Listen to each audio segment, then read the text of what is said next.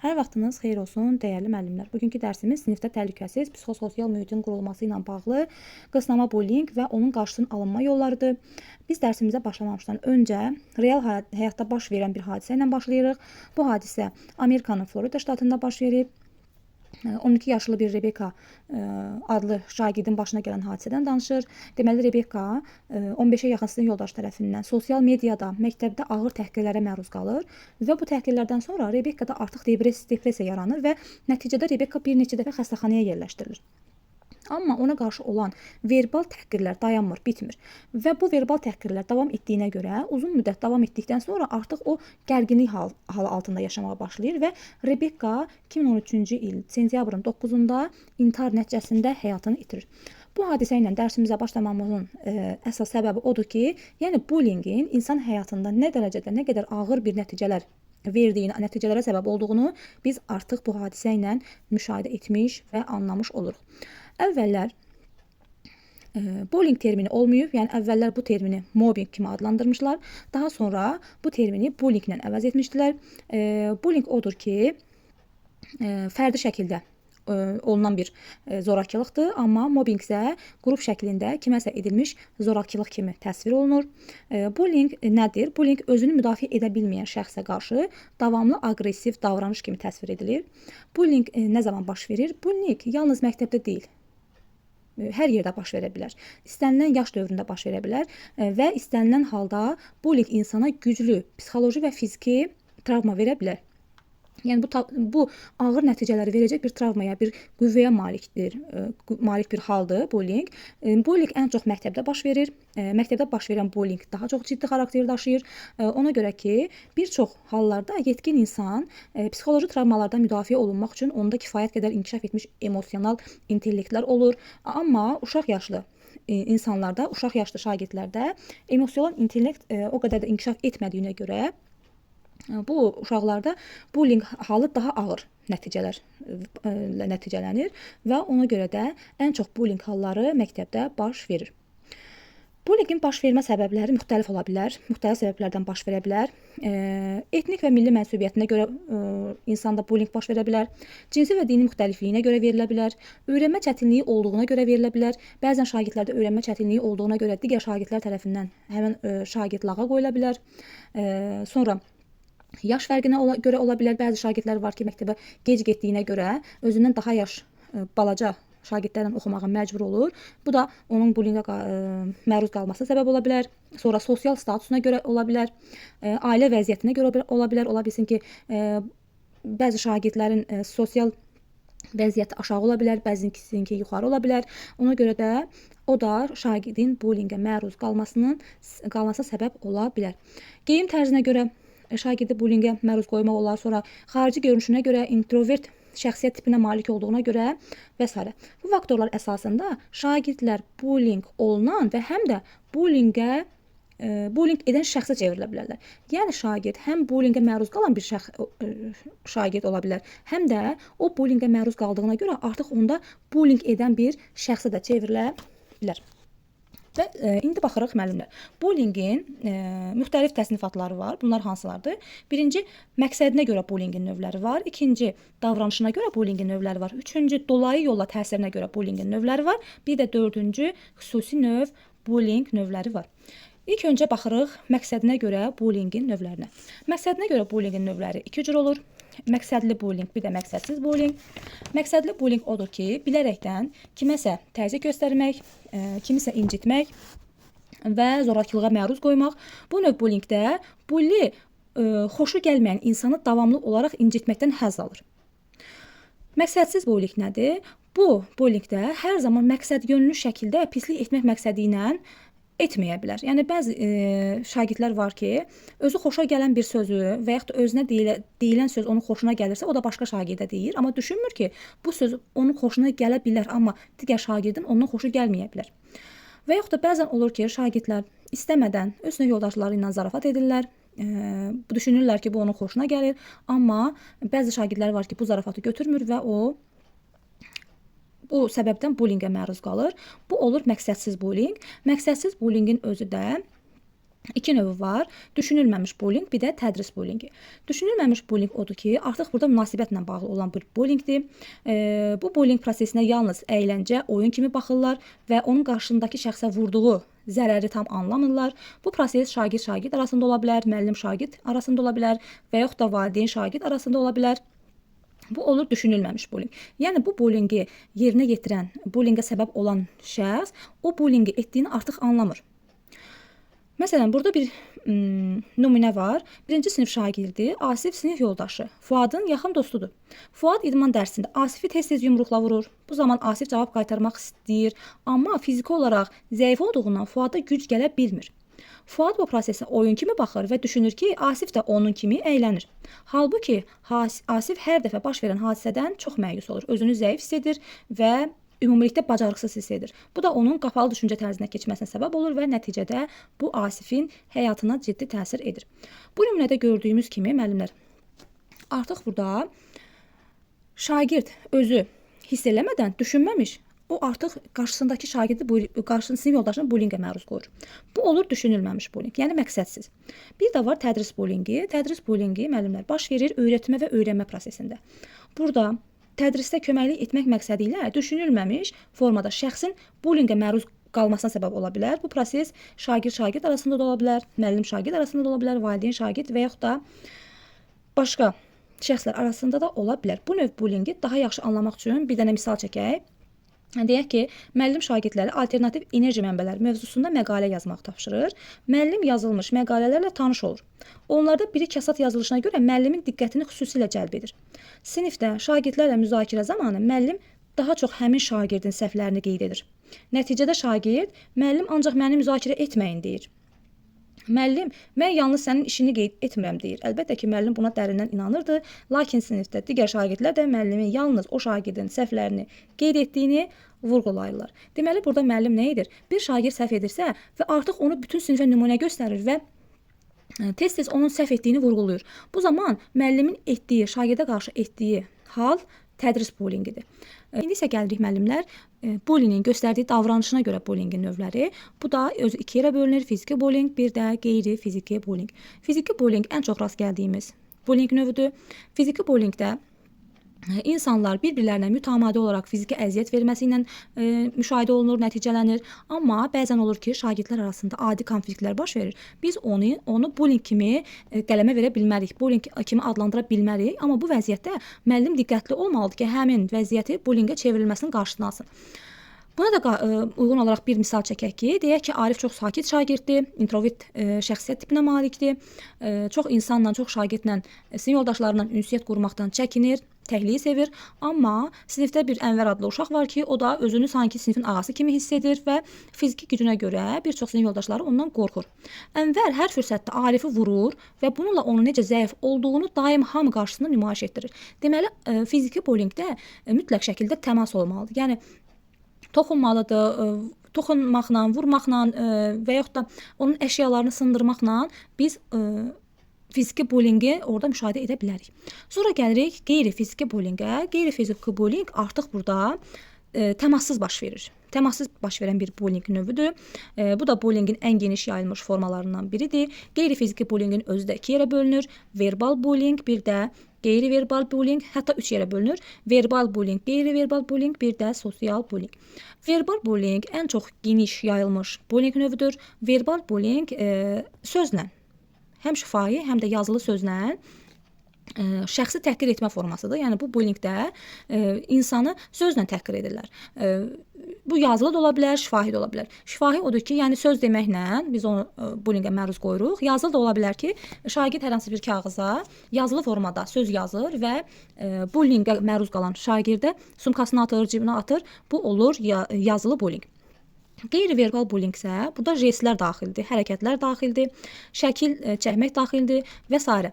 Deməli, verbal bullying səsli şəkildə söz deməklə olunan bullyingdir, amma qeyri-verbal bullying artıq burada səssiz şəkildə gedir, jestlərlə, deyək ki, şagird digər şagirdə qaş gözünlə və yaxud da əl hərəkətlərindən şəkil çəkir, onun karikaturasını çəkir, ona göstərməklə bu olur qeyri-verbal bullying. Sosial bullying də odur ki, artıq burada bir şəxsin cəmiyyətdən təcrid olunmasıdır.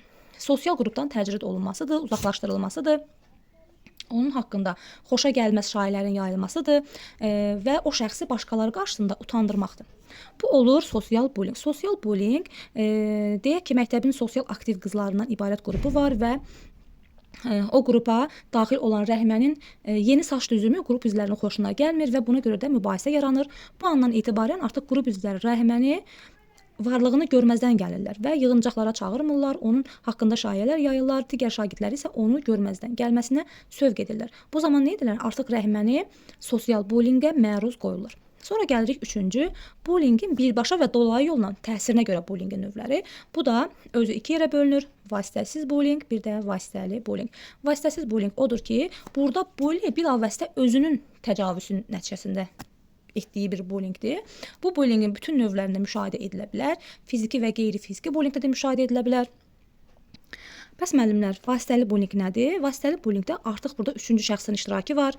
Bu bullying vasitəsində artıq bullying bu hərəkəti özü etmir, bunu kimisə vasitəsilə edir. Burada üçüncü şəxsi bu işə daxil edir və buna da bir misal çəkə bilərik ki, deyək ki, riyaziyyat fənnində Şahin sinifin ən oxuyan uşağıdır. Akademik göstəricilərinə görə yüksək nəticələri olan bir uşaqdır. Müəllim də Şahini çox sevir, amma bu Sabirin, digər sinif yoldaşı Sabirin xoşuna gəlmir və ona görə də o digər bir sinif yoldaşına müraciət edir ki, öz dostuna müraciət edir ki, o Şahini tez-tez verbal və qeyri-verbal bullyingə məruz qoysun. Deməli, burada nə etdi? Artıq burada Şahin vasitəli olaraq üçüncü şəxsi bura daxil etdi və həmin Şahini burada bullyingə məruz qoydu. Bu olur vasitəli bullying. Deməli, vasitəsiz bullying nə oldu? Burada artıq bullyingin özü tərəfindən edilən bir bullying növüdür. Amma vasitəli bullying də odur ki, burada bully tərəfindən yerinə yetirilmir və üçüncü şəxs tərəfindən yerinə yetirilən bir bullying növüdür. Artıq burada vasitəli şəkildə, yəni kiminsə vasitəsi ilə yerinə yetirilən bullying növüdür. Sonra gəlirik müəllimlər dördüncü bullying növü olan kiberbullying. Kiberbullying müəllimlər odur ki, bu bullyingin xüsusi formalarından biridir. Bu ən çox sosial media üzərindən baş verən bir bullying növüdür. Kiberbullying odur ki, istər verbal şəkildə, qeyri-verbal şəkildə, fiziki bullying olmaqla və s. Bullyingin digər növlərində təzahür edə bilən bir bullying növüdür. Yəni ki, burada artıq kiberbullying odur ki, artıq biz bullyingə məruz qoyduğumuz şəxsi artıq sosial media üzərindən onun şəxsi məlumatlarının yayılması, deyək ki, bank kartlarının oğurlanması, bank kartlarının şəxsi məlumatlarının oğurlanması, pulunun oğurlanması, bu olur kiberbullying. Nəzərə alaq ki, müəllimlər, bullyingin bütün növləri hər biri bir-birindən ağır deyil, yəni hər biri eyni dərəcədə dağıdıcı qüvvəyə malikdir. Bəzən bully tərəfindən sosial təcrid olunma, yəni sosial bullying şagird üçün fiziki bullyingdən daha ciddi travmalara səbəb ola bilər. Bəzən isə verbal bullying insanın ömrünün sonuna dək dərin izlər qoya bilər. Lakin bu növləri müəyyən etmək və onların xüsusiyyətlərini tanımaq bullyingin davranışını dəyişməyə və bullyingin qarşısını almaq üçün tədbirlərin müəyyən edilməsinə yardım edə bilər. İndi isə gəlin baxaq görək, bullyingi necə müəyyən edə bilərik? Bullyingin müəyyən edilməsi ilə bağlı hansı strategiyalar var? İlk öncə məktəbdə şagirdlərin özünü sərbəst ifadə etmək üçün təhlükəsiz və pozitiv mühitin yaradılması. Biz əgər şagirdə pozitiv mühit yaratmasaq, təhlükəsiz mühit yaratmasaq, bullyingə məruz qalan şagird bullyingə məruz qaldığını deməkdən çəkinəcək, qorxacaq. Çünki fikirləşəcək ki, mən olan bir şeyi, hadisəni müəllimə desəm, o da üstəlik məni danlayacaq və qorxduğuna görə artıq o bullyingə məruz qaldığını müəllimdən gizlədir. Deməli, biz bullyingi müəyyən etmək üçün şagird üçün pozitiv, özünü sərbəst ifadə edə biləcək bir mühit yaratmalıyıq. Sonra bütün məktəb heyətindən əməkdaşlıq etməliyik. Bura müəllimlər də daxil ola bilər, direktorlar da, direktor müavinidir, sonra məktəb psixoloqu olsun, hətta texniki işçilər belə bu əməkdaşlığa cəlb olunmalıdır. Çünki bəzən olur ki, şagirdlər arasında baş verən hadisə müəllimlərin gözündən yayına bilər, amma texniki işçilərin gözündən yayınmaya bilər və ona görə də bütün məktəb kollektivi bir olmalıdır, əməkdaşlıq içərisində olmalıdır ki, bullyingin müəyyən edə bilsinlər. Sonra şagirdlərin şəxsi portfolyolarının yaradılması. Biz şagirdlərin portfolyosunu yaradarkən, ora sadəcə olaraq şagirdin diaqnostik qiymətləndirməsi və yaxud da onun haqqında olan məlumatları toplamaqdan əlavə, orada biz şagirdin davranışını da qeyd etməliyik ki, hansı davranışı yerinə yetirir, nizam-intizamlıdırmı, yoxsa davranış bozuntularını müşahidə edirik. Yəni biz şagirdin portfolyosunda onun davranışı ilə bağlı olan fikirlərimizi də qeyd etməliyik. Sonra valideynlərlə əməkdaşlıq etməliyik. Valideynlərlə əməkdaşlıq ən vacib xüsusiyyətlərdən biridir. Çünki valideyn şagirdin həyatında xüsusi yer tutan bir şəxslərdəndir. Ola bilər ki, biz məktəb vaxtı, dərs vaxtı şagirdin bullyingə məruz qaldığını müşahidə edə bilmərik, amma valideyn evdə onu müşahidə edə bilər və bu zaman valideyn bu məlumatı sinif rəhbəri ilə paylaşa bilər və müəllimlə əməkdaşlıq etsə, biz şagirdin bullyingə məruz qaldığını müəyyən edə bilərik. Daha sonra essenin yazılması. Essenin yazılması ən çox bullyingi müəyyən edən səbəblərdən, bullyingi müəyyən edən strategiyalardan biridir. Esse yazdırarkən müəllimlər bəzən hər hansı bir çətinliklə qarşılaşa bilərlər. Bu hansı çətinlikdir? Şagird öz fantaziyasına əsasən hadisə uydura bilər. Ona görə də tapşırıq verilən zaman şagirdlərə hadisənin həqiqətlərə əsaslanan olması təlimatı verilməlidir. Müəllim əvvəlcə esseni yazdırmamışdan əvvəl şagirdlərə bildirməlidir ki, siz esseni yazarkən, yəni yalandan uydurma məlumatlar yazmayın. Doğrunu yazın, həqiqətən baş verən hadisəni yazın.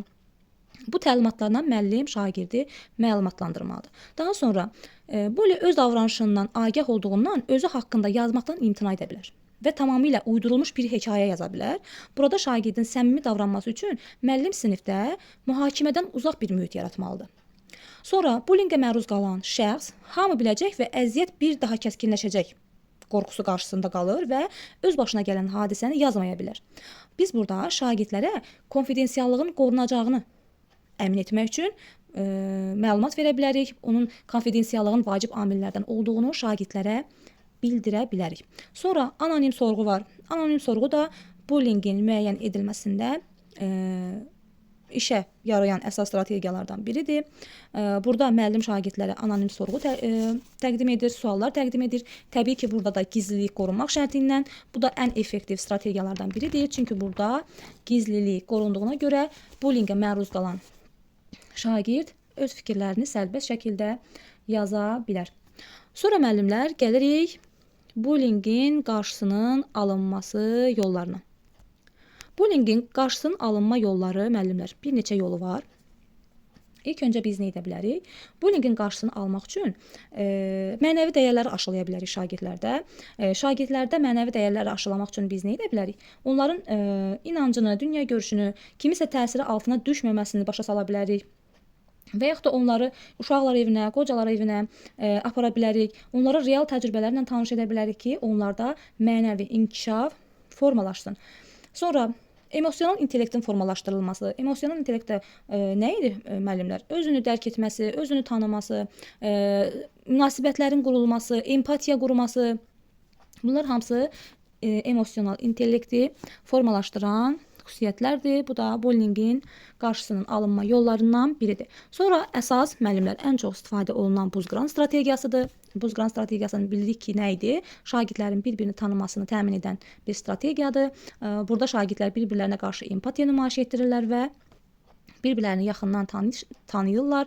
Bu da bullyingin qarşısını ala biləcək bir strategiyadır. Sonra valideynlərin əməkdaşlıq və yaxud da valideynlərin bullyinglə bağlı maarifləndirilməsi, məktəb psixoloqunun əməkdaşlıq, daha sonra şagirdlərin maarifləndirilməsi, bullyingin nə olduğunu, bullyingə məruz qalan şəxsin öz sözünü demək üçün daha rahat mühitin olduğunu şagirdlərə başa salmaq, konfidensiallığın qorunduğunu şagirdlərə anlatmaq. Deməli, şagirdlərin maarifləndirilməsində biz məktəbdə baş verən hər hansı bir bullying hadisəsini biz ona nümunə gətirə bilmərik. Çünki bunlar arasında təşvişə səbəb ola bilər, narahatçılığa səbəb ola bilər. Ona görə də müəllimlər şagirdləri bullying haqqında, baş verən hadisə haqqında bullying haqqında məlumatlandıra bilərik, amma baş verən hadisəni şagirdlərə bildirə bilmərik. Sonra burada ən çox da müəllimin rol model olmasıdır. Yəni ki, müəllim öz hərəkətlərində, davranışlarında nümunəvi davranış nümayiş etdirməlidir ki, şagirdlər də ona baxsın və nümunəvi davranış yerinə yetirsin. Deməli, bullyingin müəyyən edilməsinin səbəblərini müəyyən edilməsinin yollarını da araşdırdıq və yaxud da bullyingin qarşısını alma yollarını da araşdırdıq. Bullyingin qarşısını alma yolları oldu ki, mənəvi dəyərlərin aşılanması, emosional intellektin formalaşdırılması, buz qıran strategiyalarından istifadə, valideynlərlə əməkdaşlıq, valideynlərin maarifləndirilməsi, şagirdlərin maarifləndirilməsi, məktəb psixoloqu ilə əməkdaşlıq, bir də müəllimin rol model olması. Deməli, müəllimlər, bullying haqqında bu qədər. Biz unutmamalıyıq ki, müqəddəs olan müəllim yox, müəllimlik peşəsidir. Yəni biz bir müəllim olaraq şagirdlər üçün psixososial mühit qurmalıyıq, onlar üçün pozitiv mühit qurmalıyıq, onlar özlərini rahat, təhlükəsiz hiss edəcəyi bir mühit qurmalıyıq. Və ona görə də şagirdlərdə yüksək mənəvi keyfiyyətlər aşılamalıyıq. Onların iradəli, güclü, savadlı bir şəxsiyyət kimi formalaşmasında öz biliyimizi, bacarığımızı nümayiş etdirməliyik. Bu qədər müəllimlər, sağ olun.